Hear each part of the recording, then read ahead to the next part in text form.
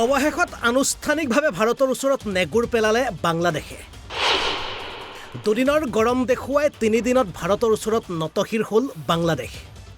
বাংলাদেশৰ অৰ্থনৈতিক উপদেষ্টাই বাংলাদেশৰ হৈ ভাৰতক কৰিলে বিশেষ আহ্বান।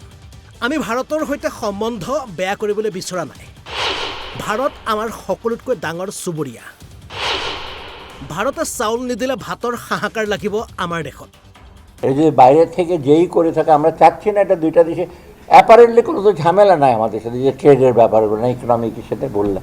রাজনীতিটা খুব কাজ হচ্ছে, অথবা একটু পরে জানতে পারবেন ভারতের ব্যাপারে আমাদের চিফ অ্যাডভাইজার রিচড আউট, উনি থাকা তো ডিটেল বলা যাবে না। আমি কথা বলেছি নিজে বা ভারতের হাইকমিশনার রিয়াজ আহমেদুল্লাহ, আমি তো চিনি ওকে। একটা বড় গ্রুপ অ্যান্টি ইন্ডিয়ান না সেটি আমি বলছি, এগুলি যারা বলছে এগুলি তো আমাদের জন্য একটু কমপ্লিকেট করে ফেলছে, তাই না? এগুলি যে আমাদের ন্যাশনাল ফিলিং তো না, এটা আমরা কেউই চাই না। তো এই যে ভারত থেকে যদি চাল না আনি, এখন আমি যদি ভিয়েতনাম থেকে আনতে যাই আরও 10 টাকা করে বেশি লাগবে, আমি এই জন্য ভারতে চটেতে ওখান থেকে আনবো না আমরা, এটা কম্পিটিটিভ প্রাইস। তো অত না ওরা ভালো হবে, আমি চাল আনতেছি শুনলে একটু খুশি হবে কালকে। ওরা কেউ যদি করে থাকে এটা একেবারে যে এসে নাই সেটা আমি জানি না, তবে আমরা চেষ্টা করছি কোনোভাবে যেন নষ্ট হবে একটা নেইবারিং কান্ট্রিকে। আর যেখানে আমরা সবসময় বলছি যে প্রফেসর ইউনূস আমাদের চিফ অ্যাডভাইজার মহোদয় বলেছেন আমরা কিন্তু রিজিওনালিজমে বিশ্বাস করি, সেই জন্য তো ভারত একটা বড় নেইবার। বাংলাদেশ যি দেশৰ জন্ম হৈছিল ভাৰতৰ স্পৰ্শত, ভাৰতৰ কৃপাদৃষ্টি নপৰিলে যি দেশত দিনতে আন্ধাৰ, সেইখন দেশেই হৈছে বাংলাদেশ। আৰু সেই বাংলাদেশে আজি দুদিনৰ গৰম দেখুৱাই ফেপেৰি পাতিছে ভাৰতৰ সৈতে। দেশন্দিত কৰাৰ হুংকাৰ দিয়ে ভাৰতক।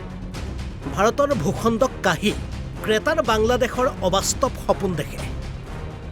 আৰু সেই বাংলাদেশেই এতিয়া স্বভাৱগতভাৱে নিজৰ নেগুৰ পেলালে ভাৰতৰ ওচৰত। অৱশেষত নিজৰ ভুল স্বীকাৰ কৰি ক্ষমা খুজিবলৈ বাধ্য হ'ল Bangladesh.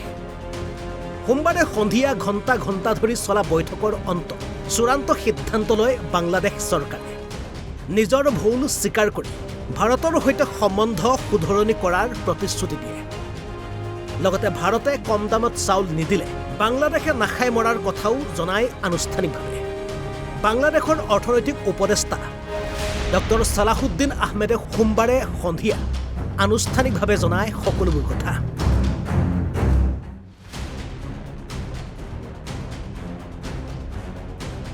News desk report, Assam live 24।